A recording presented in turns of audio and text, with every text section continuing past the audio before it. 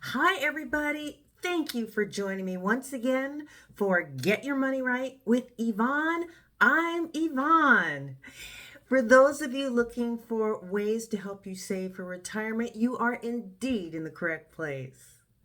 So, before we get started, we like to begin this every single time with me asking you, how are you doing? How are you faring? How is it going? I know it's challenging times for everyone, and we just want to honor that. Sometimes the world thinks we're okay because we don't say anything, but I just want you to know this is a supportive community. If at any point you want to reach out and just say, hey, this is what I'm struggling with, and just see what the community has to say about it, we would be more than happy to help you with, whatever you may be dealing with. And if you wish to become a part of this community, we'll tell you about it later. Don't worry about it right now. Just enjoy this session, see what value you get from it, and we would just love to have you. Okay? So, how are things going for me? No complaints, dealing with things just as everyone is, and keeping my head above water. And isn't that pretty much the main thing nowadays? Just try to keep going, just making sure you're doing what you need to do to keep moving forward. So that's pretty much what I'm doing. Now, I will tell you one thing. Now, my mother-in-law, we've discussed this before. She passed last summer, and we still have a lot of her things around the house. I began looking at some of the things. We looked anyway because we put everything together for her funeral. But let's see, we still have pictures on picture boards. And so, we're working to take care of that. And I'm kind of going through her things. And what I'm going to say about that is what I've discovered is what's old is new again. And you'll figure out what I'm talking about here in a bit. We'll move along, and then I'll tell you what I found in her things. So what I like to do is I like to read I'm just going to call them the multimillionaire money managers. And good for them. I got no problems with anyone who is a multimillionaire. That, like I've said before, all of us would be multimillionaires if we could be too. So, no issues there.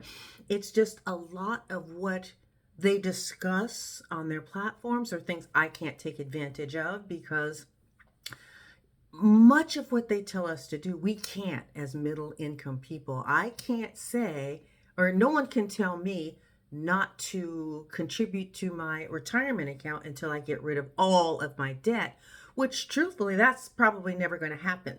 I got student loans, I got the house. And so no credit card because, I've worked on that. But, to say I can't contribute until I get rid of all my debt is insane. And what it does for middle income people is that whole thought process keeps us broke. And so can't have any of that. But one of the stories that I read recently is called soft saving. Have you ever heard that term before? I hadn't. I'm like, okay, what is this soft saving thing? So I dug into it, and there's a thought process among Gen Z, and I hope I've got this correct, that they are born between 1997 and 2012. And, they came up at a time where they don't feel that they can put money away for retirement. They don't feel like they're on pace to pay off student debt.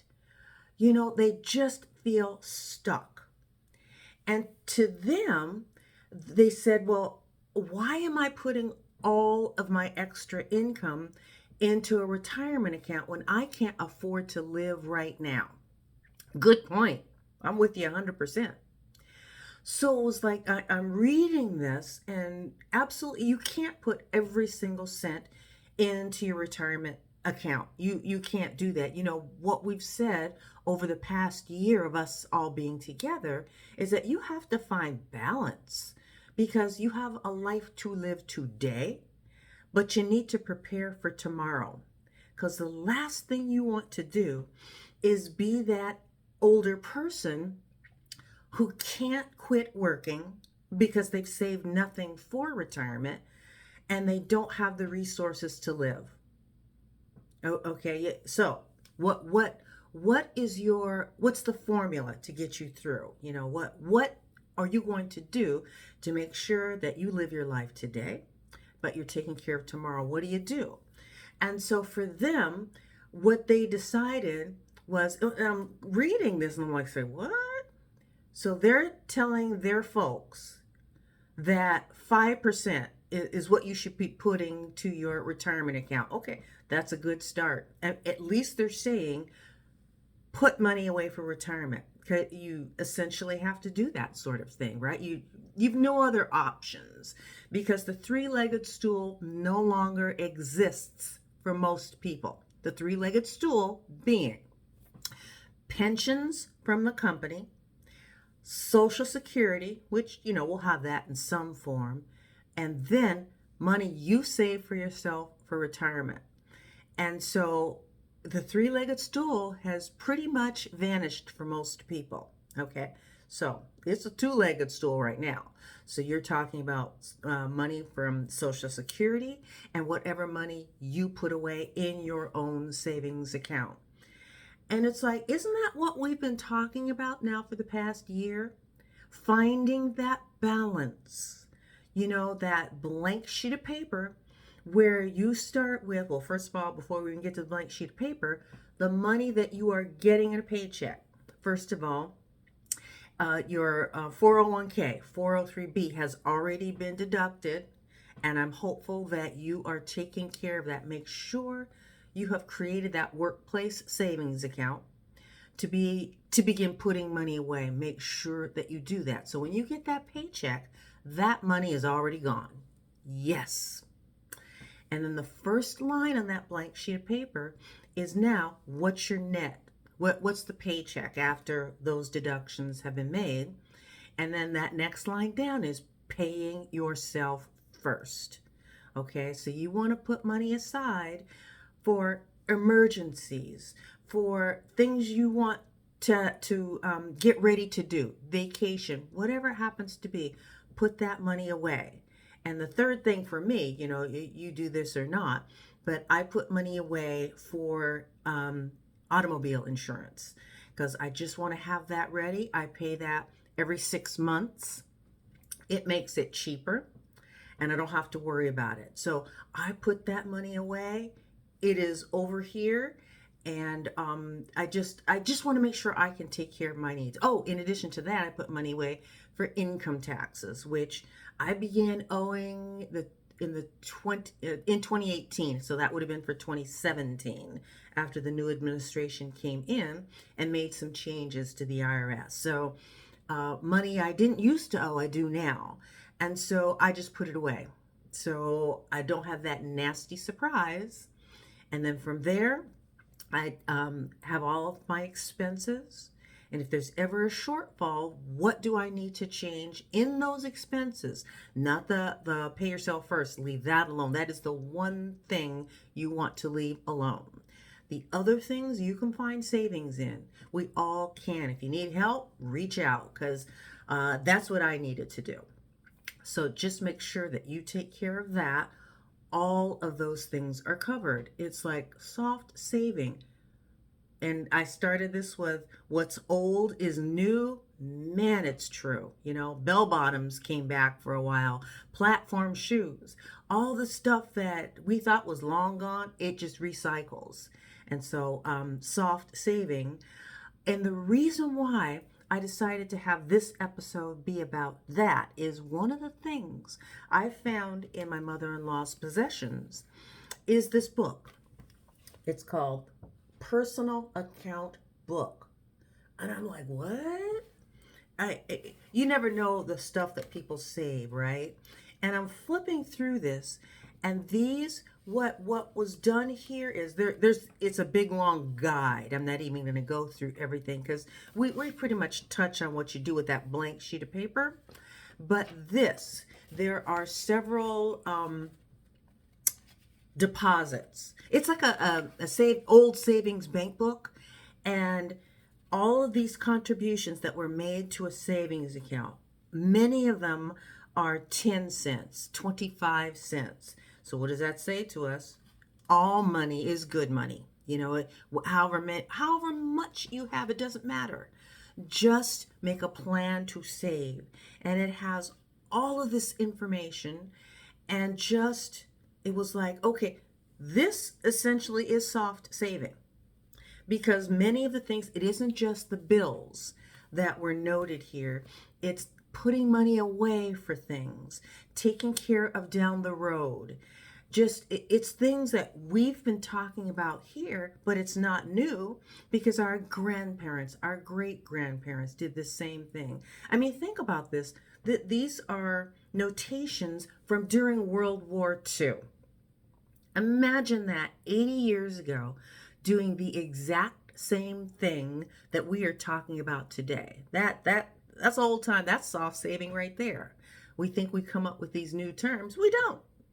They are out there.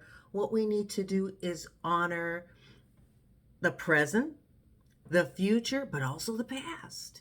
Because what's old is new. It is what we're doing. It's something we've never stopped doing. So whatever you do, create a plan for yourself for today, because we all work really hard, right?